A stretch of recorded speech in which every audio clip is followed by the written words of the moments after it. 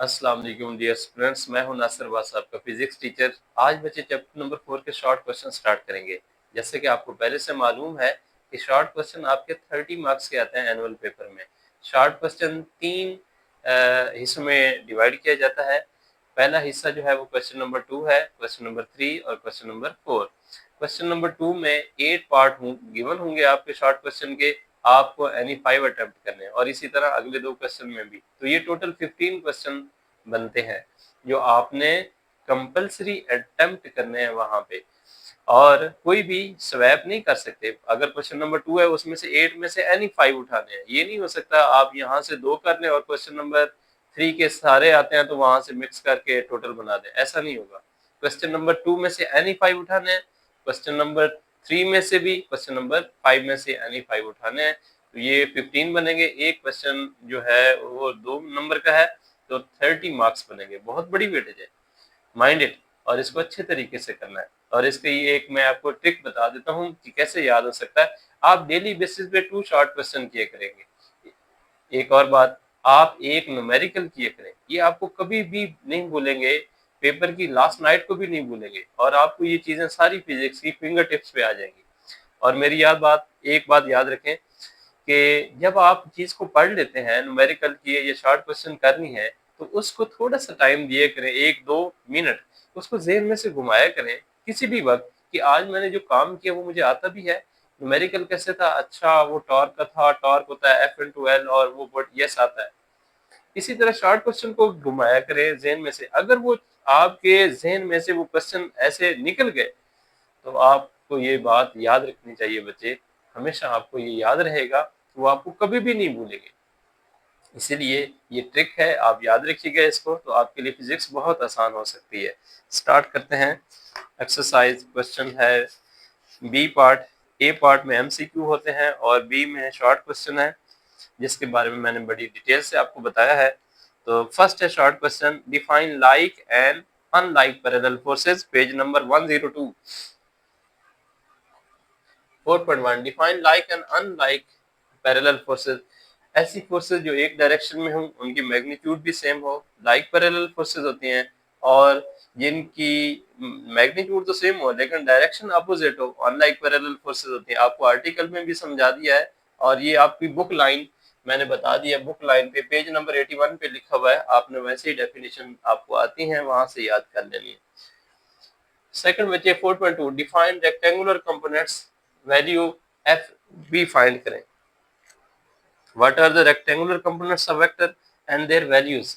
Rectangular component क्या होते हैं बच्चे, रेजोल्यूशन ऑफ फोर्स में जाए आर्टिकल में, वहां पे रेक्टेंगुलर कंपोनेंट्स को मैंने डिफाइन किया है। और फिर इसने आगे जो बात अटैच की है वो कहता है कि राइट इट्स वैल्यूज। इसकी वैल्यू बच्चे देयर आर 2 कंपोनेंट्स। मैंने बड़ी डिटेल से नोट्स बनाए हैं, आप उस आर्टिकल में जाएं लेक्चर में, तो वहां से ये शॉर्ट क्वेश्चन भी मिल जाएगा। इसलिए मैं कहता हूँ, लोग कहते हैं ना ये लॉन्ग क्वेश्चन है, लॉन्ग क्वेश्चन के अंदर भी शॉर्ट क्वेश्चन होते हैं, तो आपको उसी माइंडसेट से वो चीजें तैयार करनी होती हैं। तो इसकी वैल्यूज क्या है बच्चे कंपोनेंट्स की। रेक्टेंगुलर कंपोनेंट 2 कंपोनेंट होते हैं, और ये रेक्टेंगुलर इसलिए कहा जाता है क्योंकि ये 90 डिग्री पे होते हैं। और F X component, F Y component, और ये जो एफ एक्स और एफ वाई फाइंड करते हैं हम, तो वो हम ट्रिग्नोमेट्रिक रेशियो से फाइंड करते हैं। आप जस्ट इसकी वैल्यूज लिखेंगे। एफ एक्स कंपोनेंट किसके इक्वल होता है, एफ कॉस थीटा के, और एफ वाई कंपोनेंट क्या होता है, एफ साइन थीटा के। लेक्चर में जाए वहां से ये शॉर्ट क्वेश्चन नोट कर लें। थर्ड है what is the line of action of force. बस मुझे टॉर्क के लेक्चर में जाना है, वहां से लाइन ऑफ एक्शन को डिफाइन करना है। Line of action of force क्या होती है, the line along which force acts is known as line of action of force. It is vector quantity, its unit is Newton. ये याद रखिएगा। Next ये बच्चे बुक लाइन है आपकी, force book line page number 82 पे लाइन ऑफ एक्शन फोर्स को define किया गया है। क्वेश्चन नंबर 4 है define moment of force. Moment of force या टॉर्क एक ही बात होती है, इसके दो नाम हैं, आपने याद रखना है। Turning effect of force is called moment of force या torque. Prove that tau is equal to RF sin theta where theta is angle between R and F। Article में जाएं बच्चे, वहां पे मैंने बाकायदा लिखा हुआ है कि torque when F and R are not perpendicular, जब F और मोमेंट आर्म परपेंडिकुलर नहीं होते तो देन आप टॉर्क कैसे फाइंड कर सकते हैं। मैंने बड़ी डिटेल से वहां से समझाया, लेकिन आज भी फिर मैं बता देता हूँ। 4.4 को मैंने यहाँ पे लिख दिया। क्वेश्चन ऊपर देखें, define moment of force, prove that torque is equal to r f sin theta. Theta is the angle between r and f. अब थीटा, वैसे पहली बात क्या याद रखनी है, टॉर्क क्या होता है? टॉर्क तो होता है product of force and momentum. और कब, मतलब जो फोर्स होती है, फोर्स हमेशा मोमेंटम के परपेंडिकुलर होनी चाहिए, देन टॉर्क मैक्सिमम होता है। Force multiplied bye momentum. अब ये कहते हैं इसको प्रूव करें, तो प्रूव करने के लिए बच्चे देखें, आपने ये देखना है कि consider a rigid body as shown in figure, consider a rigid body as shown in figure A. इसको फिगर ए कह देते हैं, फिगर ए है, और ये फिगर बी है। अब जब भी टॉर्क फाइंड करना है, ये बात मैं आपको समझाना चाह रहा था, जब भी टॉर्क फाइंड करना है तो ये फोर्स और मोमेंटम आपस में परपेंडिकुलर होने चाहिए। लेकिन अब जो उसने टास्क दिया है हमें, वो कहता है वो कोई थीटा एंगल है, और थीटा 90 नहीं है, कोई और एंगल है 90 के अलावा। अगर वो 90 होता तो बस यहाँ पे काम हो जाना था और प्रूव भी नहीं करना था। अब जब थीटा 90 ना हो तो देन टॉर्क कैसे फाइंड करते हैं, आपने ये आज समझना है। तो आप देखें बच्चे, ये ओपी एक लाइन है, जैसे ये है, ये मोमेंट आर्म है, और यहाँ पे मैं फोर्स अप्लाई करूं ऐसे करके, यूं। आप ये देखें, ये रेड लाइन से मैंने शो किया इसको, एफ को। अब ये जो लाइन है, ये मोमेंट आर्म के साथ क्या थीटा एंगल बना रही है, समझ आ रही है? अब ये थीटा जो है, ये 90 नहीं है, कोई और एंगल है, इसलिए फोर्स को भी आप देख रहे हैं। अगर फोर्स 90 होती तो वो बिल्कुल ऐसे होती 90 डिग्री पे, इसलिए ये थोड़ी सी टिल्ट है और थीटा एंगल बना रही है। तो इस केस में हमने फोर्स को रिजॉल्व करना होता है। पहले भी मैंने समझाया है आपको, जब कोई फोर्स एंगल थीटा बना रही हो, वो 90 ना हो, तो देन हम उसको रिजॉल्व कर सकते हैं। तो ये इस फोर्स को रिजॉल्व करेंगे। रेजोल्यूशन ऑफ फोर्स याद करें बच्चे, ये बनेगा इसका एक्स कंपोनेंट, ये बनेगा वाई कंपोनेंट। अब इसी वाई कंपोनेंट को आप यहाँ पे रिप्रेजेंट कर सकते हैं, जैसे कि आप एक्स वाई लाइन नहीं करते, ये वाई लाइन, ये एक्स लाइन, तो ये आपका वाई कंपोनेंट ही होता है। अब देखें, हमें कब टॉर्क फाइंड कर सकते हैं, हम कब फाइंड करेंगे, जब बच्चे मोमेंट आर्म और फोर्स आपस में परपेंडिकुलर होंगे। इस केस में देखें क्या हो रहा है, इस केस में टॉर्क देखें क्या फाइंड करेंगे हम, कि मोमेंट आर्म क्या है, फार्मूला क्या होता है, force multiplied by moment arm, moment arm. अब इस केस में फोर्स, फोर्स तो ये थी एफ, लेकिन इसका ये और मोमेंट आर्म के साथ ये फोर्स कोई थीटा एंगल बना रही है, लेकिन परपेंडिकुलर नहीं है।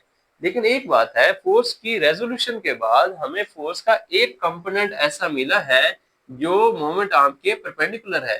तो देन हम क्या लिखेंगे, ये फोर्स का परपेंडिकुलर कंपोनेंट, तो मैं लिखूंगा perpendicular components of force, perpendicular component of force multiplied by moment arm, moment arm.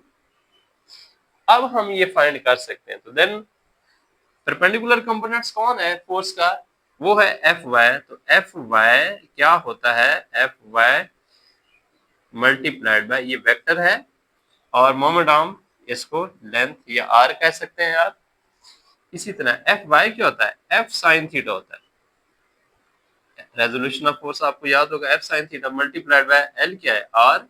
Then ये क्या बन जाएगा, आर एफ साइन थीटा। बस इतनी सी बात थी, डेरिवेशन इतनी ज्यादा नहीं है, लेकिन अंडरस्टैंडिंग बहुत ज्यादा है कि आपको ये चीजें समझनी कैसे है।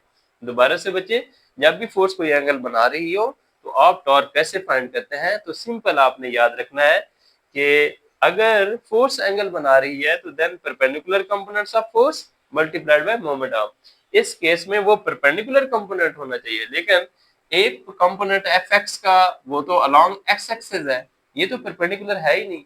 एक ही कंपोनेंट है इस फोर्स का जो कि परपेंडिकुलर है और वो है एफ वाई। तो एफ वाई किसके इक्वल होता है बच्चे? एफ साइन थीटा के।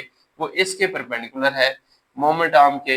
यही दो चीजें तो हैं, इसीलिए मैंने लिखा है फोर्स एंड मोमेंट आर्म, ताकि आपको ये भूले नहीं। फोर्स क्या है? अब फोर्स तो है नहीं, उसका परपेंडिकुलर कंपोनेंट्स है, ये उसका रिप्रेजेंटेटिव होगा फोर्स का। और मल्टीप्लाइड बाय मोमेंट आर्म, वो L is equal to R भी लिख सकते हैं, वैल्यू पुट करें, ये प्रूव हो जाएगा। लेकिन ऐसा भी तो हो सकता है कि जो मोमेंट आर्म है उसको रिजॉल्व किया जा सके। तो अब दूसरा केस में देखें, in figure B, in fig B, fig B में क्या है बच्चे? फोर्स उसी तरह एक्ट कर रही है, थीटा एंगल बना रही है। लेकिन अब ये मैं करता हूं, जैसे आप कहते हैं सर ये अगर परपेंडिकुलर कंपोनेंट ऑफ फोर्स है तो आप इसको भी तो कह सकते थे कि इसका मोमेंट आर्म परपेंडिकुलर हो सकता है बच्चे। अब इस केस में देखिएगा तो फिर डायग्राम कैसे बनेगी? आप ये वही डायग्राम है, इसको पीछे एक्सटेंड करें फोर्स को, ये line of action of force ये बन रही है। अब इसको आपने मोमेंट आर्म को रिजॉल्व करना है। तो मोमेंट आर्म को कैसे रिजॉल्व करेंगे कि इसका एक परपेंडिकुलर कंपोनेंट होना चाहिए फोर्स के ऊपर। ये देखें, फोर्स के ऊपर ये वाला परपेंडिकुलर कंपोनेंट है किसका? मोमेंट आर्म का। आर है, आर वाई होगा, तो आर वाई क्या होगा? R sine theta. तो ये परपेंडिकुलर कंपोनेंट है फोर्स के ऊपर मोमेंट आर्म का, इसीलिए मोमेंट आर्म तो आर था तो आर साइन थीटा लिखा जाएगा।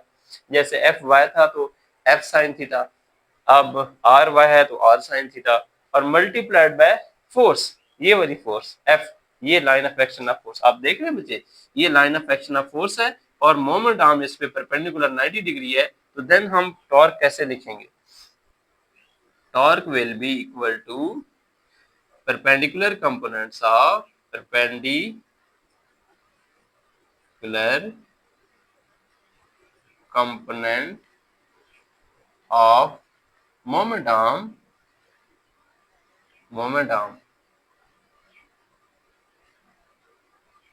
ओके मल्टीप्लाइड बाय फोर्स, ये line of action of force, एक ही बात है। तो आप बच्चे इसमें देखें परपेंडिकुलर कंपोनेंट्स कौन है मोमेंट आर्म का? वो तो है आर साइन थीटा, और फोर्स क्या है? एफ। तो फिर भी क्या होगा? R F sine theta. तो हमने ये भी प्रूव कर लिया टाउ किसके इक्वल होता है। तो उसने कहा है कि ये इसको प्रूव करें, तो आपको ये दोनों फिगर बनानी पड़ेंगी। तो ये बच्चे याद रखें, हालांकि ये एक लॉन्ग क्वेश्चन बनता है लेकिन उसने शॉर्ट क्वेश्चन में पूछा हुआ है। तो अगर आप ये प्रूव करेंगे तो इसको बनाए बगैर तो आप प्रूव कर ही नहीं सकते। अगर ये बनाएंगे तो इसको समझे बगैर आप कैसे प्रूव कर सकते हैं? तो मेरी बात लास्ट फिर याद रखिएगा, जब भी टॉर्क फाइंड करना है, जब एंगल थीटा बन रहा हो तो आपने कहना है टॉर्क हमेशा किसके इक्वल होता है?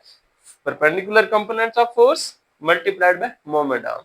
वो आपका पहला केस हो जाएगा। फिर आगे आपने रिजॉल्व करना है किसको? मोमेंट आर्म को। Perpendicular component of moment arm multiplied by force. तो देन आप ये आसानी से कर सकते हैं। ये हमारा फोर्थ क्वेश्चन कंप्लीट हुआ। नेक्स्ट स्टार्ट करते हैं बच्चे 4.5। इन दिस टाइप ऑफ, कहता है अपनी बुक को ओपन करें और वहां से नोट करें 4.5 में क्या है। कहते हैं with the help of diagram show that resultant force is zero but torque is not zero. तो ये बच्चे कब कंडीशन होती है? ये सेकंड कंडीशन ऑफ इक्विलिब्रियम है। जैसे कि आर्टिकल में मैंने आपको समझाया है कि फर्स्ट कंडीशन, ये फिगर देखिए, कहता है एक फिगर ड्रा करके दिखाए। ये हमने फिगर ड्रा की, लेट ये रिजिड बॉडी है और ए से बी तक ये इसका कपल आर्म है, और ओ से ए तक इस फोर्स का मोमेंट आर्म है L1, और F2 का O से B तक ये L2 मोमेंट आर्म है। अब दोनों फोर्सेस क्या हैं? Equal in magnitude but opposite in direction, then still first condition is satisfied. क्योंकि दोनों फोर्सेस अपोजिट भी हैं, इक्वल इन मैग्नीट्यूड भी हैं, तो नेट फोर्स इसकी क्या हो जाएगी? सम इसका जीरो हो जाएगा। क्योंकि ये 5 है तो ये -5 है, 5 - 5 0, तो नेट फोर्सेस का सम जीरो हो गया। समेशन एफ जो है वो क्या हो गई? जीरो। लेकिन क्या टॉर्क जीरो है? कभी भी नहीं।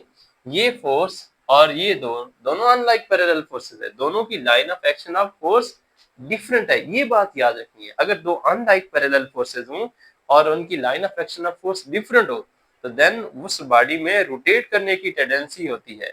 तो इसीलिए बच्चे यहाँ पे मैंने लिख दिया है कि therefore body has tendency to rotate, so resultant torque is not zero। तो देन ये वो एग्जांपल है जो हमसे डिमांड कर रहा है कि टॉर्क जीरो नहीं होना चाहिए, फोर्स जीरो होनी चाहिए। देन फिगर कैसी बनेगी, तो वो फिर ऐसी बनेगी। नेक्स्ट बच्चे 4.6 है, इसमें आपने आइडेंटिफाई करना है कौन सी स्टेबल, अनस्टेबल और न्यूट्रल है। तो आपको आर्टिकल में ये सारा पढ़ा दिया है कि फर्स्ट वाली जो फिगर है वो क्या है, स्टेबल है, और सेकंड क्योंकि इसकी बेस जो कोन है इसका बेस एरिया लोएस्ट पोजीशन पे है और ये स्टेबल पोजीशन में होगा, centre of gravity lowest point पे होता है। और इसमें देखें बच्चे, ये यहाँ पे जो बॉल है ये हाईएस्ट पॉइंट पे है और ये अनस्टेबल है क्योंकि इसका जो हाइट है वो बढ़ गई है, और सीओजी हाईएस्ट पॉइंट पे चला जाए तो बॉडी अनस्टेबल हो जाती है। और ये बच्चे रूलर है, जैसे ये है सिलेंड्रिकल, तो इसको बेस जो है वो बेस एरिया बहुत ज्यादा है। अगर आप इसको रोटेट भी करेंगे तो सेंटर ऑफ ग्रेविटी की जो लाइन है वो सेंटर से यहाँ तक इसकी हाइट सेम रहेगी। आप घुमा के रखें फिर भी सेंटर से सरफेस तक की हाइट सेम रहेगी। तो ऐसी कंडीशन में जब सेंटर ऑफ ग्रेविटी चेंज नहीं होता तो वो न्यूट्रल इक्विलिब्रियम होती है। तो थर्ड वाला न्यूट्रल इक्विलिब्रियम आ जाएगा। 7 बच्चे, give an example of body which is moving still in equilibrium. आप ये देख सकते हैं कि बॉडी इक्विलिब्रियम में जरूरी नहीं कि वो रेस्ट पे हो, वो बॉडी मोशन में भी हो सकती है। एक बॉडी रेस्ट पे पड़ी है वो मस्ट है कि इक्विलिब्रियम है, और एक बॉडी मोशन में है वो भी उसमें इक्विलिब्रियम में हो सकती है। जैसे पैराट्रूपर है, एक टर्मिनल वेलोसिटी के साथ नीचे आता है। टर्मिनल वेलोसिटी क्या होती है, मैक्सिमम कांस्टेंट वेलोसिटी। जब कांस्टेंट वेलोसिटी हो जाती है तो एक्सेलरेशन जीरो हो जाता है। आपने याद रखना, जब भी बॉडी इक्विलिब्रियम में होगी उसका एक्सेलरेशन जीरो होगा। अगर बॉडी रेस्ट पे है उसकी वेलोसिटी है नहीं है, कोई वेलोसिटी में चेंज है नहीं है, तो चेंज इन वेलोसिटी एक्सेलरेशन होता है ना। तो रेस्ट वाली बॉडी का एक्सेलरेशन जीरो है तो वो इक्विलिब्रियम में है। क्या बॉडी मूव कर रही है फिर एक्सेलरेशन होगा, नहीं होगा भी, नहीं भी हो सकता। मैं फिर एग्जांपल किसकी हम देंगे, पैराट्रूपर की। जब वो कांस्टेंट वेलोसिटी से नीचे आता है, जब वेलोसिटी कांस्टेंट हो गई मतलब चेंज नहीं हो रही, तो एक्सेलरेशन भी जीरो होगा लेकिन बॉडी इज स्टिल मूविंग। और रेस्ट वाली तो कंफर्म था ना कि वो एक्सेलरेशन नहीं है तो इक्विलिब्रियम में है, लेकिन मूविंग बॉडी में हम हमेशा आमतौर पे समझते हैं कि उसका एक्सेलरेशन है। ऐसा हमेशा नहीं होता। मूविंग बॉडी अगर कांस्टेंट वेलोसिटी से मूव कर रही हो तो उसका एक्सेलरेशन जीरो होता है, फिर वो इन इक्विलिब्रियम होगी। तो देन मैंने क्या लिख दिया बच्चे, अ paratrooper coming down under gravity with uniform velocity, terminal velocity is in equilibrium। तो आगे आप लिखें, बस इतना ही काफी, उसने बस एग्जांपल पूछी है। 4.8, define centre of mass and centre of gravity. बच्चे ये दोनों डेफिनेशन है, आपने इसको बुक लाइन लिखनी है, कौन सी, पेज नंबर 89 और 90 पे इन दोनों की डेफिनेशन है बॉक्स में, वो आपने लिखना है। 4.9 कहते हैं दो क्राइटेरिया बताएं जिससे बॉडी स्टेबल हो सकती है। वो तो बच्चे दो क्या मेजर्स ली जा सकती है जिससे बॉडी स्टेबल हो। आप आर्टिकल को याद करें कि हमने ये सीखा था कि अगर बॉडी का सेंटर ऑफ ग्रेविटी या सेंटर ऑफ मास लो रखा जाए तो वो स्टेबल हो जाती है। मीन उसकी हाइट मिनिमम रखी जाए तो वो भी क्या हो जाती है, स्टेबल हो जाती है। और क्या सोचा था, और हमने ये सोचा था कि अगर जो ऑब्जेक्ट्स हैं जितने भी, अगर उनका बेस एरिया बढ़ा दिया जाए तो फिर वो क्या हो जाता है, स्टेबल हो जाती है। 4.9 में देखिएगा कि क्या पूछ रहा है हमारे से, what are the two basic principle of stability in physics which are applied designing balancing toys and racing car. तो सिंपल सी बात है, रेसिंग कार की हाइट मिनिमम रखी जाती है ताकि सेंटर ऑफ ग्रेविटी लो हो जाए, एक स्टेप। दूसरा किया जाता है उसकी जो बेस है वो वाइड की जाती है, तो ये दूसरा स्टेप है। तो दो ही प्रिंसिपल है इसके, ये आपने याद रखना है। Stability of balancing toys and racing car is increased by, कैसे बढ़ाई जा सकती है, दो पॉइंट है, इसको नोट करना है आपने। फर्स्ट क्या है, lowering their center of gravity या center of mass and keeping the height low, पहले ये है। सेकंड, आपने बच्चे सारा वही लिखना है, क्या लिखना है, stability of balancing toys and racing car is increased by, ये सारी लाइन उठा के यहाँ पे लिखनी है। बाय मैंने लिख दिया है, वो वाला आप ना लिखिएगा, बाय कैसे? वाइडनिंग द बेस एरिया, उनका जो बेस एरिया होता है उसको आप अगर चौड़ा कर देते हैं, वाइड कर देते हैं, तो देन भी बॉडी ज्यादा स्टेबिलिटी गेन कर सकती है। 4.10 है, इसको आप बच्चे समझते हैं। 10 बच्चे एक टिपिकल क्वेश्चन है, आप इसको गौर कीजिएगा। पर ये क्या कहता है कि how can you prove that the centripetal force always act perpendicular to the velocity. मतलब सेंट्रीपिटल फोर्स हमेशा वेलोसिटी के परपेंडिकुलर होती है, ये आप कैसे प्रूव कर सकते हैं? ये एक स्टेटमेंट है, इसमें इसका आंसर मिलता है, आप जरा गौर कीजिएगा। आप पहले ये देखें, जब बॉडी सर्कल में मूव करती है तो सर्कल में बॉडी की वेलोसिटी को कैसे रिप्रेजेंट किया जाता है? By taking a tangent at that point. अगर इस पॉइंट पे वेलोसिटी को चेक करना है तो इस पॉइंट पे टेंजेंट ड्रा करें, और tangent is a straight line which touches the circle not cut the circle at that point. और सिंगल पॉइंट पे, एक पॉइंट पे एक ही टेंजेंट होता है और उसी पॉइंट पे उस बॉडी की वेलोसिटी बता रहा होता है। ये याद रखिएगा, ये कॉन्सेप्ट है बच्चे, आगे भी आपके काम आने हैं, इसको लिख लिए करें। तो ये मैंने टेंजेंट ड्रा किया, ये वेलोसिटी को शो कर रहा है, वेक्टर है। फिर इस पॉइंट पे इस इधर शो नहीं किया, बस आपको नजर नहीं आना ना, चीजें मिक्स हो जाएगा। यहाँ पे शो किया है इस पॉइंट पे, ये इसके वेलोसिटी का वेक्टर। फिर इस पॉइंट पे शो किया है, ये वेलोसिटी है इस डायरेक्शन में। इसका मतलब है, आप कह रहे होंगे कि सर वेलोसिटी तो हर पॉइंट पे चेंज हो रही है। तो यस, अगर बॉडी सर्कल में मूव कर रही है तो उसकी वेलोसिटी हर पॉइंट पे चेंज हो रही होती है।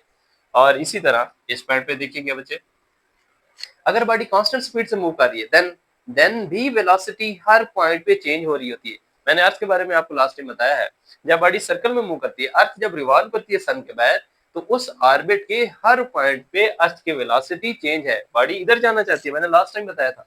जैसे ये देखें, बॉडी इस तरफ जाना चाहती है तो ग्रेविटेशनल पुल लगती है सेंटर की तरफ। मैं इसको ऐसे शो करता हूँ, यूं। आप बॉडी इस तरफ मूव करना चाहती है अर्थ, लेकिन वो फोर्स लगती है ऐसे।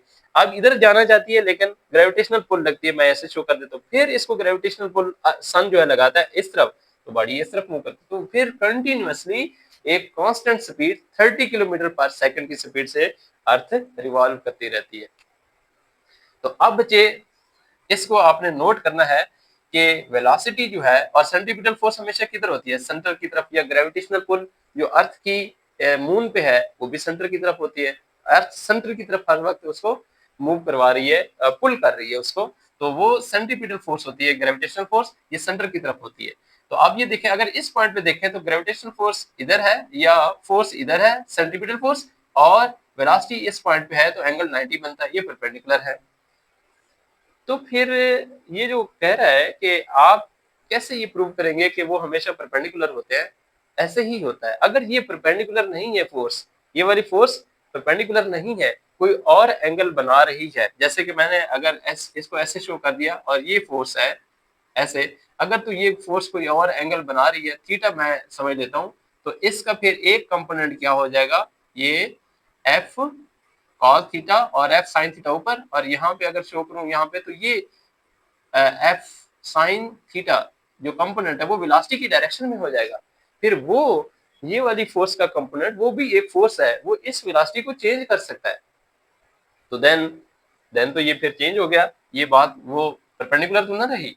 Then consider a body moving with velocity in circle as shown in fig. The centripetal force is perpendicular to the velocity. If force is not perpendicular, अगर नहीं है, the force has one component along v, तो फिर velocity की direction में एक component हो जाएगा, that will change the magnitude of the velocity, but body moves with constant speed. अगर कोई कंपोनेंट इस वेलोसिटी की मैग्नीट्यूड को चेंज करेगा तो इसका मतलब है वो तो गलत हो गया। कि क्या भला, बॉडी तो कांस्टेंट स्पीड से मूव कर रही है, वेलोसिटी की मैग्नीट्यूड स्पीड ही है ना, वो तो कांस्टेंट स्पीड से मूव कर रही है। तो इसीलिए अगर कांस्टेंट स्पीड से उसने मूव करना है तो फिर फोर्स का कंपोनेंट इस वेलोसिटी के परपेंडिकुलर होना चाहिए। तो इसीलिए हम क्या लिखेंगे, but body moves in a circle with constant speed, so it is possible only. कब हो सकता है फिर, when component of the force is perpendicular to the velocity। ये तो तब हो सकता है जब फोर्स का कंपोनेंट वेलोसिटी के परपेंडिकुलर हो। अगर नहीं है तो वो वेलोसिटी के अलोंग हो जाएगा कंपोनेंट कोई ना कोई। तो फिर जब इस वेलोसिटी के अलोंग होगा तो फिर क्या होगा बच्चे, इस वेलोसिटी की मैग्नीट्यूड चेंज हो गई। तो मैग्नीट्यूड चेंज हो गई मतलब बॉडी कांस्टेंट स्पीड से मूव नहीं कर रही, फिर गलत हो गया। तो कांस्टेंट स्पीड से मूव कर रही है तो मतलब इसका कंपोनेंट फोर्स का मस्ट है वो परपेंडिकुलर होना चाहिए v के। जैसे ये देखिए v और ये एफ यहाँ पे 90 डिग्री बनेगा। तो ये था बच्चे आज के हमारे शॉर्ट क्वेश्चन। उम्मीद करता हूँ आपको समझ आ गई होगी। इसको बार-बार सुनें, लिखें, याद करें। अल्लाह हाफ़िज़।